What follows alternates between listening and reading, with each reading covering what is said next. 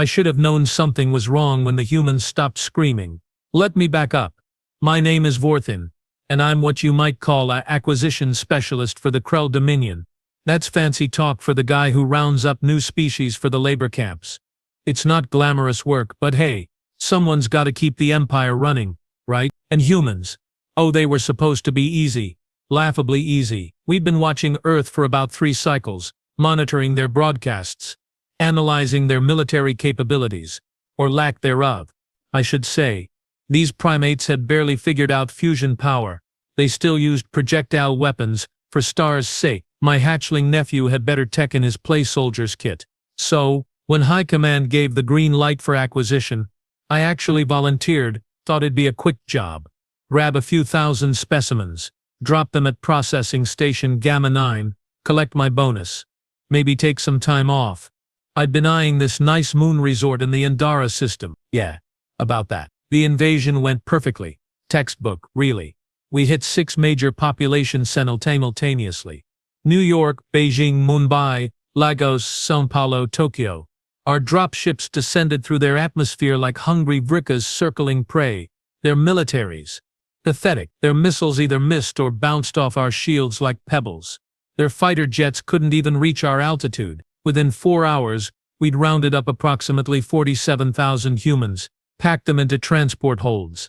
Sedated most of them standard procedure. The screaming started when they woke up in the holding facilities. That was normal.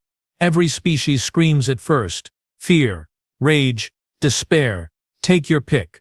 The Urathi scream for days. The Pelians make this awful whistling sound that'll make your sensory organs bleed. Humans were actually pretty quiet by comparison.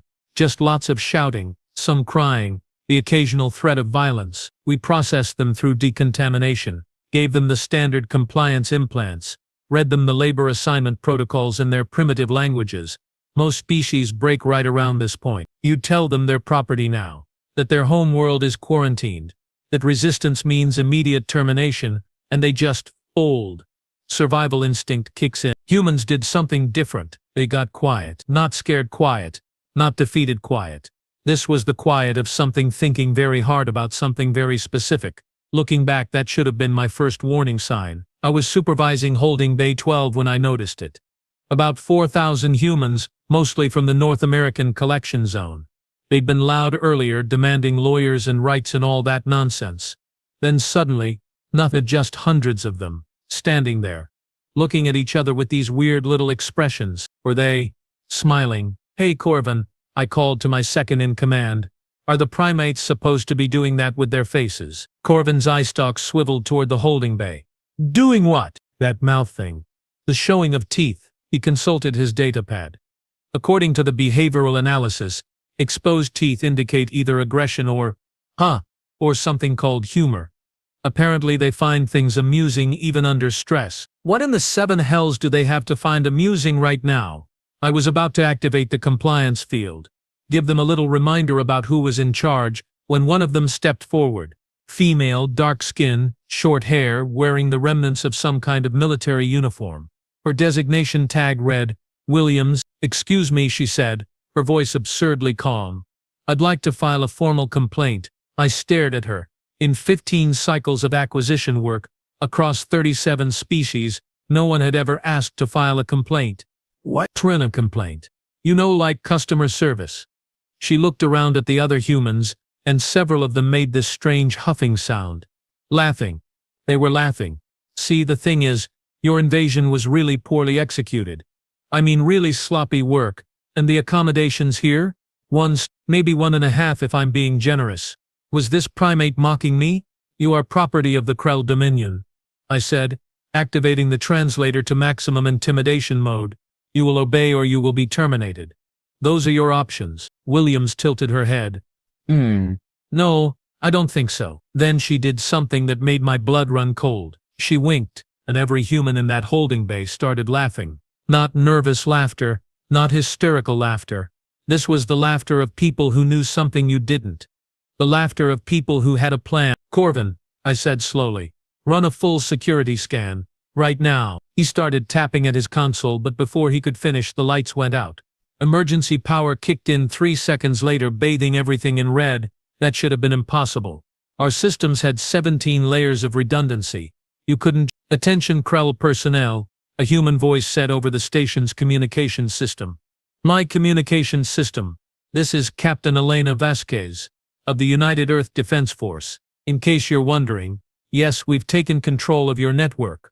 No, your encryption wasn't very good. And yes, that was us who disabled your FTL communications about 20 minutes ago. I felt my stomach drop into my secondary digestive tract. Now, Vasquez continued, and I could hear the smile in her voice. I'm sure you're very proud of yourselves for capturing us. Very impressive. Really, we're shaking in our boots down here. Just one tiny problem with your master plan. The holding bay doors started opening. All of them, simultaneously. You didn't capture humanity's warriors, Vasquez said. You captured exactly who we wanted you to capture. Our engineers, our hackers, our special forces, our intelligence operatives, our best and brightest, and you brought us right into your shiny space station full of technology we've been dying to get our hands on. Williams was still standing there, still smiling. Surprise, she said softly. Then all the humans moved at once. I'm a Krell warrior. I've got combat training, enhanced reflexes, exoskeleton armor. I should have been able to handle one unarmed human female. Williams had me on the ground in about 2 seconds. Nothing personal, she said, binding my arms with my own equipment straps. But you guys really should have done more research. We've been fighting each other for thousands of years. We're really good at it. All around me, chaos erupted. Except it wasn't chaos at all. It was coordinated, precise. These humans moved like they'd been training together for years, which, I realized with growing horror, they probably had. This wasn't a random collection of captives. This was a military operation. Section Alpha secure. Someone shouted. Got the armory. Another voice called. Engineering deck is ours. Weapons, systems offline. How is this possible? We'd had every advantage. Superior technology, superior numbers, complete surprise. You're wondering how we did it, Williams said, reading my expression. She hauled me to my feet, surprisingly strong for her size. Want to know the secret? I didn't answer, but she told me anyway. You studied our weapons, our technology, our military capabilities. She leaned in close. But you didn't study us. You didn't understand that every single human on your scans was volunteering to be here. You didn't realize that we've been preparing for first contact for decades. You didn't account for the fact that we're absolutely, completely, 100% done with being pushed around. She shoved me toward a group of other Krell, all similarly detained by humans who shouldn't have been able to touch us. Oh, and one more thing, Williams called after me. We're keeping your ship. That's when I heard the explosions from the docking bay. Scratch that. Vasquez's voice crackled over the comm.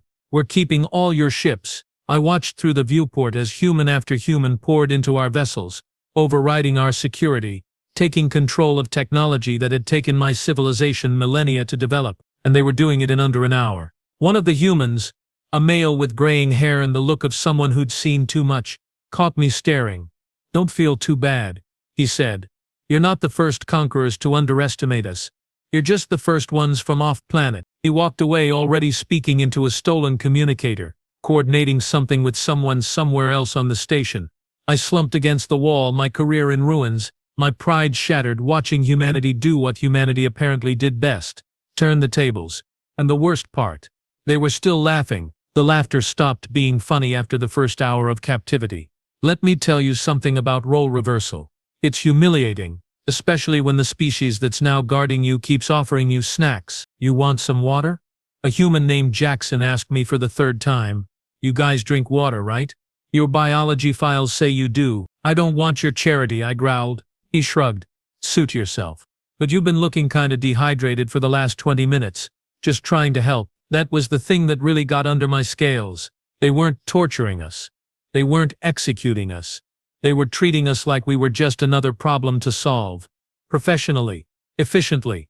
With the occasional joke thrown in for good measure. Status report, Williams said, walking through what used to be my holding facility and was now apparently Human Command Central. She'd found a Krell officer's jacket somewhere and wore it draped over her shoulders like a trophy. Talk to me, people. FTL drive is locked down, someone called out. We've got full control. Their command codes were easier to crack than my ex-girlfriend's phone password. More laughter. Always with the laughing. Weapons systems, disabled and dismantled. We're cataloging the technology now. Some of this stuff is pretty neat actually. Life support? Stable. We've adjusted it for human comfort levels. The Krell might be a little warm, but they'll survive.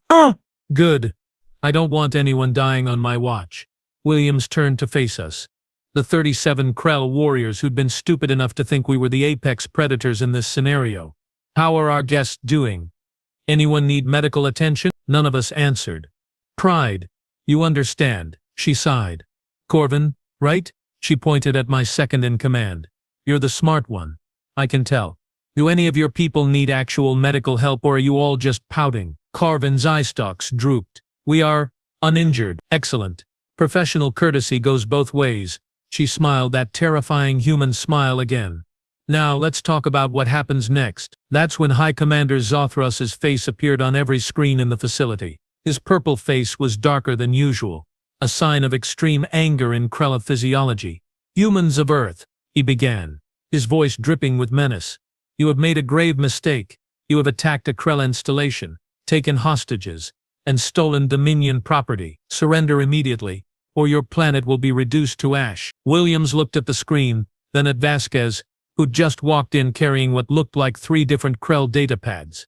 They exchanged glances. Then they both burst out laughing. Oh man, Vasquez wheezed, wiping her eyes. Oh, that's good. That's really good. Did he just threaten to blow up Earth? I think he did, Williams said, grinning. Commander Zathras, is it? Hi. Captain Williams here. Quick question. How exactly are you planning to reduce our planet to ash when we currently control every single ship in your invasion fleet? The commander's face went from purple to almost white. Impossible. Want to bet? Vasquez held up a datapad. We've got 47 capital ships, 213 support vessels, and 1 really impressive dreadnought that I'm personally claiming as my new office. All fully operational. All under human control. Your security protocols were adorable. By the way, my 12-year-old nephew could have cracked them. I watched Zertrus's face cycle through about 6 different colors. It would have been satisfying if I wasn't currently zip-tied to a chair. You cannot possibly operate our technology, he said, but his voice had lost its certainty. It would take years of training. A new human stepped into frame. Older male wearing glasses, looking completely comfortable despite the situation. Hi there, Dr. Marcus Webb, MIT, well, formerly MIT, currently the head of Humanity's Rapid Technology Acquisition Program. We've been reverse engineering your scout probes for about 8 years now. Really appreciate you leaving those lying around our solar system, by the way. Super helpful. Zathras made a choking sound. So yay. Webb continued cheerfully. We had a pretty good head start on understanding your systems. Similar principles to our own developing tech, just more advanced. Give us another few hours and we'll probably have improved your engine efficiency by 15%. Your fuel mixture ratios are frankly embarrassing. This is an act of war, Zathras sputtered. Actually, another voice chimed in, and a woman in a sharp suit appeared on screen. From a legal standpoint, you declared war when you invaded sovereign Earth territory and kidnapped 47,000 of our citizens. I'm Ambassador Patricia Okonkwo, United Earth Legal Counsel. We're prepared to discuss terms for your surrender. The silence from Zuthros's end was deafening. Williams leaned toward the screen. Here's how this is going to work, Commander. You're going to stand down your remaining forces. You're going to provide us with full documentation of your technology, and you're going to formally recognize Earth as an independent system with full sovereignty rights. In exchange, we won't reverse engineer your entire fleet, show up at your home world with an armada of your own ships, and return the favor of your little invasion attempt. You wouldn't dare, Commander, Visca said, her voice suddenly cold. We're humans. We invented mutually assured destruction before we even left our own planet. We've been preparing for hostile first contact since we started watching the stars, and we've been really patient waiting for someone to give us an excuse to show the galaxy what we're capable of. She smiled, but there was no humor in it anymore. You gave us that excuse. Don't make us demonstrate exactly how creative we can get when properly motivated. I believed her. Stars help me. I believed every word. Zard clearly did too. I will need to consult with the Dominion Council. You've got 6 hours, Williams said. After that, we start testing out your weapons systems on your installations, starting with the closest one. which according to your own navigation data is about 4 light-years from here. We can be there in what? Webb, 17 hours with their current FTL configuration. Webb called out, 12 if I optimize the engines. 12 hours it is. Clock's ticking, Commander. The screen went dark. For a long moment, nobody spoke. Then Jackson, still standing guard near us, let out a low whistle. Man, I love working with you people. That was ice cold. Williams's professional mask dropped, and she suddenly looked tired. Get me a secure line to Earth Command. We need to start evac procedures for our people still on the surface, just in case Zathras decides to do something stupid. Already done, Vasquez said. Transport ships are prepping now. We'll have everyone off planet in 4 hours. Good. Williams rubbed her face. And someone please bring our Krell friends some actual food and water. Professional army people. We treat POWs with respect. Despite myself, despite everything, I felt a tiny bit of my dignity return. At least they were warriors. Brutal, terrifying. Far too clever warriors, but warriors nonetheless. Jackson brought me water. This time I drank it. Question. I said quietly. This was always the plan? The entire invasion? Williams walked over, crouched down to my level. We've known you were watching us for 3 years, Vortham. We've been monitoring your monitoring. Your stealth tech isn't as good as you think it is. Then why not fight back during the invasion? Because fighting back would have meant casualties. Lots of them. On both sides. She stood up. This way, we got exactly what we wanted. Your technology, your tactical data, your fleet, and all it cost us was some acting lessons and a few uncomfortable hours in your holding cell. You risked 47,000 lives on a gamble. Volunteers. She corrected. Every single one. We asked for people willing to get captured to save billions. Turns out humans are pretty good at volunteering for suicide missions. Except this time, nobody had to die. She walked away, barking orders to her people, coordinating 100 different operations simultaneously. I looked at Corbin. We're never living this down, are we? No, he said miserably. We are absolutely not. 3 hours later, Zathras surrendered. Full terms. Complete capitulation. 5 hours after that, the first human-piloted Krell warship jumped to Earth orbit, and the crowds went absolutely insane. I watched it on the monitors. Saw humans cheering, crying, celebrating. Saw their leaders making speeches about humanity's place among the stars. Saw children looking up at vessels that would carry their species to worlds beyond their imagination. And I realized something that should have been obvious from the start. We hadn't just lost a battle. We'd created a rival. A species that now had our technology, our knowledge, and absolutely no fear of using it. Hey Vorthan, William said, appearing next to me again. We're sending you home, you and your crew, full pardons, clean records. I stared at her. Why? Because we need you to deliver a message. Tell the Dominion, tell the Consortium, tell every other empire out there thinking about trying this. She leaned in close. Earth is off limits. Humanity is not prey, we're not slaves. We're not resources to be harvested. Then what are you? Her smile was pure predator. We're your newest competitors. And we play to win. They released us 6 hours later. Gave us a small transport, supplies and detailed navigation data back to Krell space. Even included a care package of Earth snacks, which Jackson insisted we try. As our ship pulled away from the station, now proudly broadcasting United Earth identification codes, I looked back at what we'd lost. Corbin sat beside me, equally shell-shocked. What do we tell them? The truth, I said.